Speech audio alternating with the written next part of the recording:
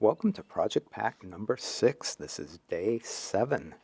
My name is Rick. Hi, I'm Maria, and we're going to follow along here as Rick does a nice, simple, uh, beautiful, elegant tangle. And this is another tangle that Molly created. It's called Indie-Rella. And it is one of the very few tangles that none of the strokes touch. And I'm using an '08 from our Project Pack kit, and all of the information you can see in the comments below or in the information below. And each stroke with this pen, I'm sort of playing with the idea of having the space between the strokes be about the same width as the stroke itself. So this tangle is basically aura-ing, and I'm just going around this initial dot, and these like little fish-like shapes can be nestled one against the other. And so I'm making this space between the two Indie-Rella shapes about the same gap as well. And what happens is the eye then forms or notices the pattern of the negative space between these elements. It's a really wonderful meditation because you have to really pay attention and enjoy the simplicity of it. I think that that's what it is. It's so cool. And it, like Maria was saying, it's a real call that each stroke is, well, precious. You know, each stroke is so important to the whole, and you just put all of your attention on that stroke when you're doing it, and trusting that as you move through it, you'll intuit or know which way you want the little tail to go, up or down, and you'll just figure out how all those pieces are going to go together. You can see how Rick added a couple of dots there to get him into a place that made sense, right? Hmm. So you can see how they all work together, and it's very much like poke leaf, where you can fit these shapes Yeah, into almost any area. right. And it creates an elegant composition, just the way they fit together. Just And so I'm playing with this where you know, one is like going out ahead of the other ones there. But again, it comes in with that same mix. So I've just been adding a whole bunch. Maybe I'll add another one. I think I do, yeah. There's one way out there.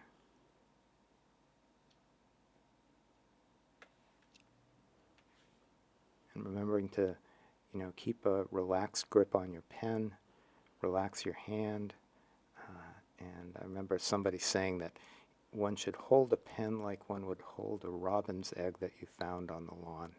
You just very delicately. So it helps to not build up any strain. So now that I've got all that little group of the school of the fish. school on the black on white, we're just going to transition with the '08 white and just bring those into the black side. So it looks like they're swimming out of a cave, right? Right, it does.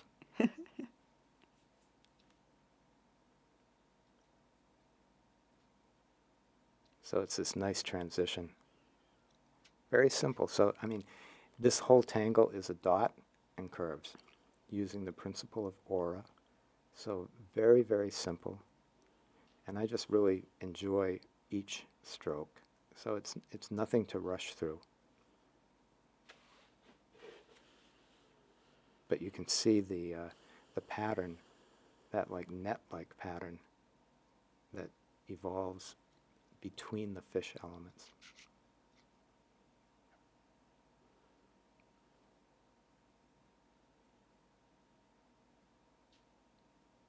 To get to imagine like where it would be and which way it's going to turn, if you want another one or not, or when you're done.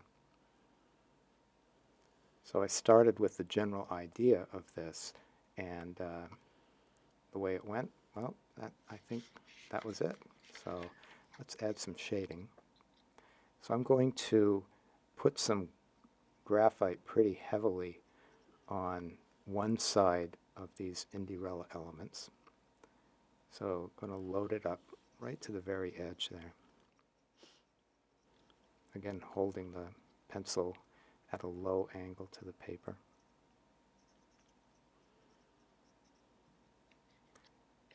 And I'm also going to do it on, not only on the black on the white, but right into the white on the black, because you can really add graphite on top of the white. You can see that effect right there.